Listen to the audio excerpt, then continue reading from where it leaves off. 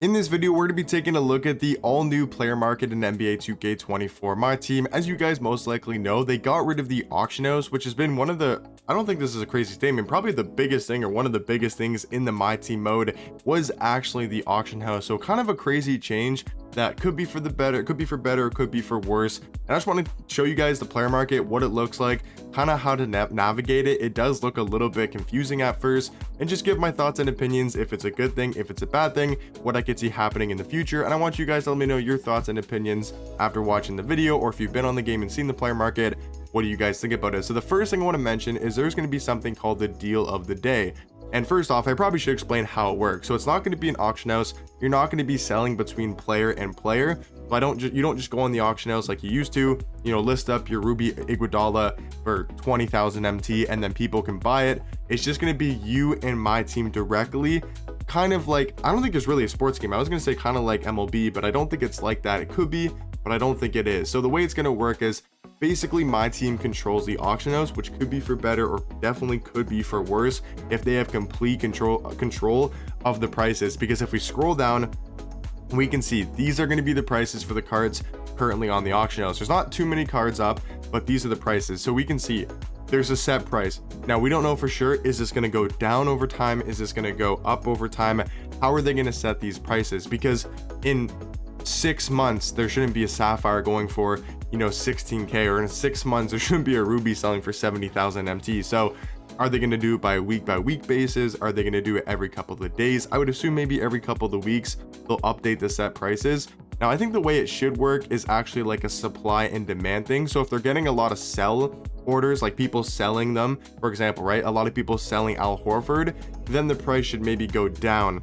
Or I'm not exactly sure how that works, but you guys kind of see what I'm saying. Like I don't know if it should be just set prices, because 140,000 MT for Amethyst, as you can see if I scroll through, that's a little bit crazy. I'm not gonna lie. There are these collection cards which I do like that really don't seem to cost too much MT, and there could be some pretty decent ones in here. Like if you scroll to the bottom, I'm sure there's a LeBron, right? Or they did Austin Reeves. You need LeBron, but LeBron's already a really good card anyways. Probably same thing with AD.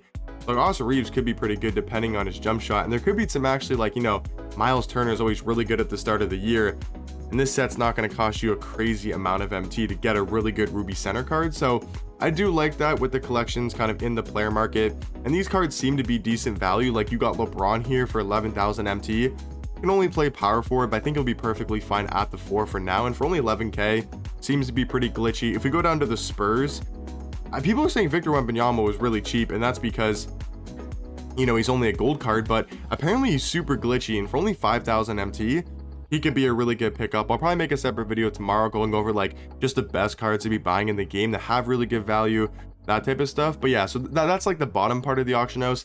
That's not really what I wanted to focus on in this video. I may make a separate video going over the collections and which one's worth buying. So if you guys want to see that video, let me know down below. But here are the I think it's 4 main collections or 3. The 4 main collections, right? So you got the 2K day collections for the Tatum, the Chris Webber, and then the Klay Thompson. So you can lock in these sets, right, which is going to cost a crazy amount of MT or VC. And then you got the legendary path Damian Lillard, which I already have a lot of the cards for. It's not just these cards. You have to get Iguodala, Lamar Odom, Glenn Rice, Robert Pack, Shaden Sharp. So it's a big set to lock in for only 1 Amethyst, but then this Amethyst Dame is going to go towards that Diamond Shack. So there's also this buy all option, which I guess is helpful, but yeah, I guess it's somewhat helpful, but I don't think it really is too big of an addition. But the main thing I wanted to talk about in this video was the prices, because it got kind of leaked on Twitter yesterday. It wasn't really necessarily leaked, but people got into the Myteam servers at like 2 or 3 a.m. Eastern time. People that got early access codes or digital codes. So people posted these screenshots on Twitter, and there was an absolute uproar on Twitter. And I think it's granted. These prices, to be honest, I think are kind of ridiculous. And I think the biggest difference, or the biggest reason why they're ridiculous, is what DBG's mentioned a bunch of times, and probably a lot of other creators you guys have seen potentially. Okay, so this is how I'm going to explain it. So Lamar Odom, once again, I can't exactly show you guys, but you can buy Lamar Odom off the auction house for 70,000 MT, right? Okay, that's expensive. But the biggest issue with the player market that I think they kind of have to change or fix or just improve is when you want to sell that card back. So it's 70,000 MT to buy Lamar Odom, right? And now you're thinking, okay, so how much is he going to sell for, right? If I want to sell him back to that auction house or to that player market, I'm going to probably call it an auction house 100 times in this video, but you go to Lamar Odom and you click on him and you only sell him back to that player market for 28,000 MT. So if my math is correct, that's 42,000 MT, 42,000 MT you lose if you were to buy Lamar Odom, and then maybe in a couple days you want to sell him back on the auction house or player market, I should say. You're going to lose 42,000 MT, which I think is around 60% compared to only a 10% auction house tax. So that's to me the biggest change and the worst thing about the player market. I know people are going crazy about the prices, and yes, these cards are overpriced. I mean, Al Horford's not worth 140k or 100,000 VC. You know, John Stockton isn't worth 70k. Like, Jason Williams isn't worth this much MT. But I think it would be a lot better if I could buy this Paul Pierce card for 70k and then turn around and sell him for 60k. I would have no problems with that. It's overpriced. Yes, they could maybe work on that. But the biggest thing for me is the fact when you want to go sell the card, you're going to lose a ton of MT, especially on these higher tier cards like Amethyst and above. When you're buying for 140k, I don't even know how much I would sell for back, but probably not even over 100k. You're probably losing like 60k MT, maybe even more, which is kind of ridiculous on one card. So that's something I really hope they change. I'm not sure if they can change about that, but I really hope they do, just to make those sell prices and buy prices similar, so you're not losing too much MT, you know, when you actually buy the card, and maybe lowering the prices a little bit will make it, you know, better as well. But let me know your guys' thoughts and opinions. Just want to make a quick video going over the player market, you know, just in case you guys aren't on the game or just are kind of confused about how it's going to work. But yeah, that's how it's going to work. So there's going to be cards every single time, or every single time a card comes out in packs or it's just an auctionable card, they're going to go on this player market, and 2K is going to give that card a set price. It looks like it's going to be a set price on the tier. So all emeralds will be 7k for now. You know, all these gold cards will be 3,500. And then I guess they'll update that price, because I don't think gold cards are going to sell for that much.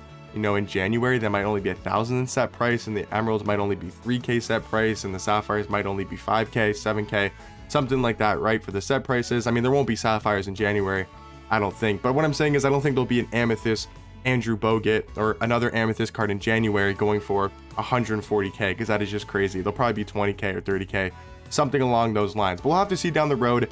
Once again, just want to go over a quick video going over the player market, giving my thoughts and opinions. I want you guys to let me know what you guys think about the player market. For me, probably the biggest change this year in 24 is the auction house getting removed and the player market getting put in. So I feel like this could be a hit or miss for the mode. I think there's some ways they can make it a lot better and make it even better than the auction house, but I think it's pretty hard for 2K to do that. But let me know your guys' thoughts and opinions. Yeah, that's the player market and NBA 2K24 my team. Yeah, hopefully you guys enjoyed, and I'll catch you guys in the next one. Peace.